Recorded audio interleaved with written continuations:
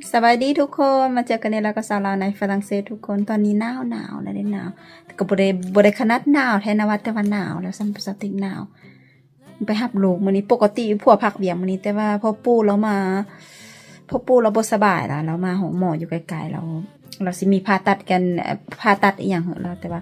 เราต้องการคนไปอยู่นำว่าซั่นผัวสติกไปโทรลมกับเราเพราะว่าพ่อปู่เป็นคนที่ยานที่แคบแล้วก็ยานนั่นผ่านแต่แล้วนี้เราแบบกวดอันภายในล่ะทุกคนกวดทางในแต่ว่าต้องได้เข้าไปอุโมงค์ล่ะสินะเรายานที่สุดกานี่สติกก็เป็นคนที่ยานอยู่บนแคบคือกันดูแบบลิฟต์สิสติกอยู่ดนบ่ได้อยู่แล้วมันหายใจฟื้นอยู่แล้วมันยานหั่นแหละก็สู้ร่มแล้วสติกได้ไปรับลูกก็เก่าดีใจมื้อนี้คิดว่าสิสบายแล้วได้ไปรับลูกเก่าแต่สติกสิย่างมื้อนี้สิย่างคานขี่รถบ่ฮู้เป็นหยังคานขี่รถมากเพราะว่าบ่มักแล้วมันเมา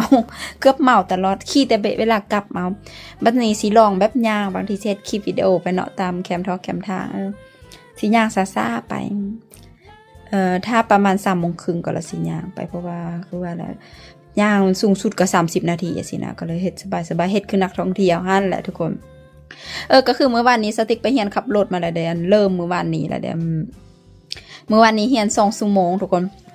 เรียน2 ชั่วโมงก็โอเคบ่มีหยังก็เรียนก็คือเก่าแหละทุกคนสอนอันเก่าที่เอาหูหั่นแหละแต่ว่าสำหรับสาวติกก็แค่แบบไปเรียนไปฝึกจังซี่นะไปฝึกเรียนขับว่าซั่นซะก็คือถ้าอีก6 มื้ออีกแล้วทุกคนแล้วสติกถามในครัวโอเคอยากได้แบบมื้อนี้สมมุติว่าวันจันทร์1 ชั่วโมงเราแบบสติกอยากได้3 ชั่วโมงต่ออาทิตย์ตอนนี้สติกมีแบบ2 ชั่วโมงต่ออาทิตย์แต่เป็นมื้อเดียวแต่ว่าสติกอยากมาแยกโอเคมื้อนี้2อาทิตย์วันจันทร์2 ชั่วโมงเราขอประมาณวันพฤหัส1 ชั่วโมงได้บ่สินะได้แต่ว่าอย่างอีกเทื่อนึงสติกสิถามสติกสิเอา3 มื้อต่ออาทิตย์เพราะว่าสำหรับตัวของสติกเองนะถ้าเฮาไวด้นสิสมมุติว่าโอเคเรียนวันจันทร์แล้วถ้าวันจันทร์หน้าแล้วไปอีกมันรู้สึกด้นกันสิทุกคนมันแบบ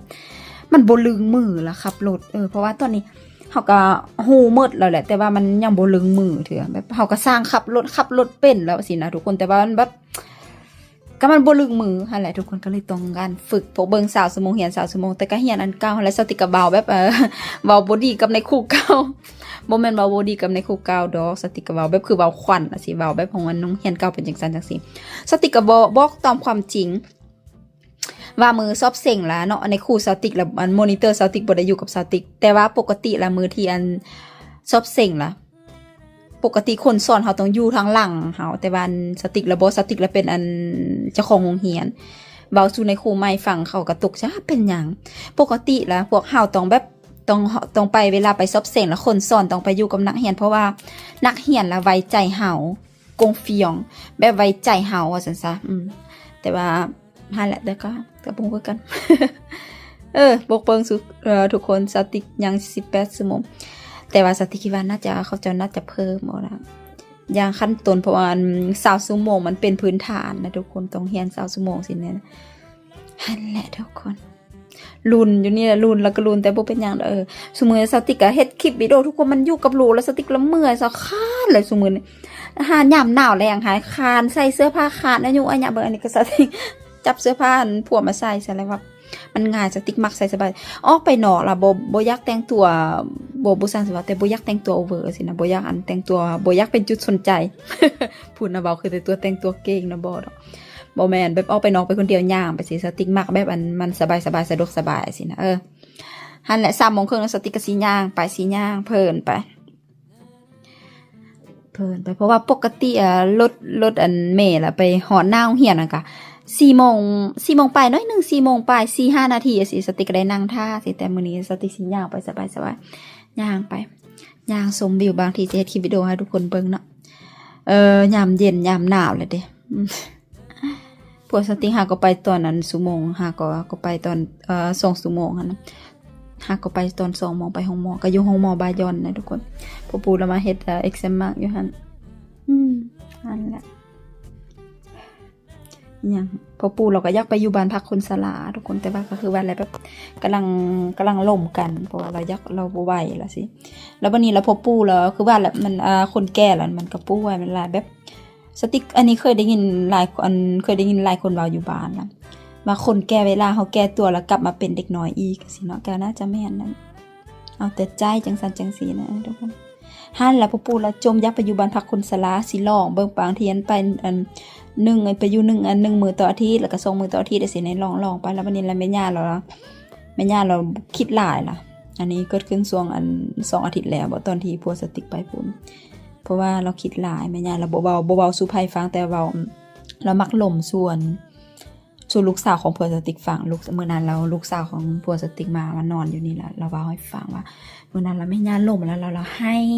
แบบน่าจะเปิดอกล่มกันจังซี่เนี่ยเว้าทุกอย่างให้เราฟังแล้วแม่ย่าละให้ว่าตอนนี้พ่อปู่เฮานั้นอยากไปอยู่บ้านพักคนชราแล้วแม่ย่าเราคิดหลายเฮ็ดจังได๋เรายันบ่ร้อนเพราะบ้านมันใหญ่กันนะอยู่คนเดียวบ่ร้อนจังซี่นะนั่นแหละแล้วก็เลยบ่ฮู้ว่าสิมีแผนจังได๋บางทีก็พวกสติกันสิได้ไปอยู่ปุ้นแต่ก็อยู่แบบบ่แม่นว่าเอาบ้านให้ก็คือเป็นไปอยู่เป็นคนเศร้าสิสติต้องจ่ายเงินให้พ่อปู่แม่ย่าสินะทุกคนเควินเพิ่นก็ถามอายเพิ่นยันเพราะว่ายันสิมีปัญหาแต่ละเควินก็ถามสติถ้าเฮาสิได้ไปอยู่เจ้าเจนดสติว่าโอเคบ่อยากย้ายไปมาสิตอนนี้ลูกสติเราบ่อยากให้ย้ายเกี่ยวกับโรงเรียนล่ะสำคัญสติเป็นคนที่ให้ความสำคัญเกี่ยวกับนี้หลายทุกคนอันนั้นสติก็เลยว่าโอ้สำหรับค่อยสิบ่ได้แฮปปี้บ่ได้มีความสุขนะเพราะว่าบ่อยากไปวุ่นวายกับครอบครัวเจ้าหลายสินะบ่มักติบ่มักยันสิมีปัญหาจังซั่นจังซี่สิไม่ว่าเคพินว่าโอ้ยตอนนี้ก็มีแต่อายคนเดียวอายแล้วก็บ่ได้สนใจล่ะแต่คือว่าแหละสติบ่อยากไปเข้าอยู่สติบ่อยากไปอยู่ในปัญหาครอบครัวของผัวง่ายๆขนาดครอบครัวปัญหาครอบครัวสติกับส่วนหลายสติบ่ได้เว้าให้ผัวฟังสติบ่ได้เว้าหยังให้ฟังเพราะว่า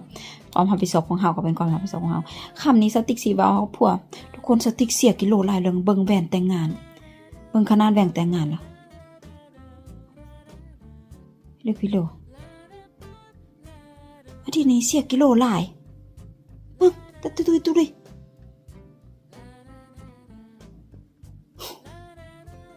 พี่นึกเป็นเนาะหั่นแหละขณะนั้นครอบครัวแบบสติสิบอกกับผัวตั้งแต่ตอนอีว่าโอเคแบบตอนนั้นสติกล่มในตอนมาอยู่มาสติกล่มมาจังซั่นจังซี่เข้าใจอยู่ว่าจังได๋ผัวสติเราเคยมีแฟนเป็นคนไทยเนี่ยมีเมียคนไทยมาก่อนมีแฟนเป็นคนไทยมาก่อนเราสติก็เข้าใจว่าเราก็เข้าใจว่าโอเคถ้ามีเมียเป็นคนเอเชียสิมีเมียคนลาวคนไทยสิเราต้องได้ส่งเงินล่ะตั้งแต่ยุ่มกันแล้วสติก็เลยเว้าแล้วคำนี้ว่าค่อยสิบ่ขอเงินหยังจ้าเพราะว่าพ่อแม่ของค่อยสิช่วยเองเวลาค่อยเฮ็ดเวียกค่อยสิช่วยเองสินะนี่คำนี้สติ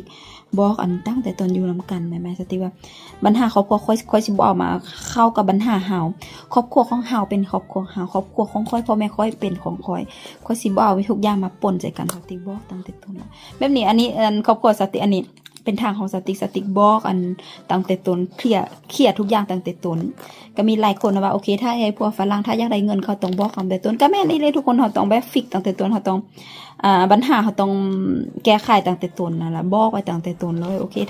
ถ้าจะมีจุดประสงค์ว่าโอเคเจ้าสิเฮาพวกฝรั่งจะโอเคส่งเงินให้ครอบครัวเจ้าท่านใดเจ้าต้องบอกไว้ตั้งแต่ต้นเพราะว่าฝรั่งเขาแน่นอนเขาบ่เข้าใจแล้วเขาก็บ่อยากเข้าใจอีกทุกคนเพราะว่าฝรั่งวัฒนธรรมฝรั่งเขามันบ่แม่นจังซั่นนั่นแหละอันนี้เนี่ยสมมุติน่าจะมาเว้าเรื่องนี้เว้าอีกเนาะเว้าแล้วเนาะหั่นแหละก็เลยก็เลยบอกกับพ่อค่อยถ้าเขาไปอยู่บ้านเนาะค่อยบ่อยากมีปัญหาครอบครัวเจ้าติปวดสติว่าบ่มีปัญหาเฮาไปอยู่เฮาก็ไปอยู่แบบจ่ายเงินน่ะสิแน่เพราะว่าบ่อยากเศร้าให้คนอื่นบ่อยากให้คนอื่นมาเศร้าสิแน่บ่ไว้ใจอย่างนี้สติก็เข้าใจอยู่ว่าเว้าเรื่องอยากมีบ้านสติก็อยากมีบ้านอยู่แต่ว่าสติก็ย้านปัญหาเกี่ยวกับครอบครัวหลายกว่าโอเคสติอยากมีบ้านสมมุติสติอยากมีบ้านในใจของสติอยากมีบ้าน 80% อยากมีบ้าน80% หรือว่า100วะอยากมีบ้านที่สุดเต็ม100แต่ว่าใจที่สติยานสิมีปัญหากับยานมีปัญหาสูงกว่านั้นสูงกว่า100ว่าซั่นซะมันก็เลยว่ายุ่งยากแต่กันแหละบ่มักมีปัญหาแล้วสติแห้งเฒ่าสติแห้งแก่ตัวขึ้นมาสติแห้งรู้สึกว่าอยากมีชีวิตที่สงบบ่เป็นอยากมีชีวิตที่สงบบ่อยากสนใจไผทุกคนบ่อยากสนใจไผ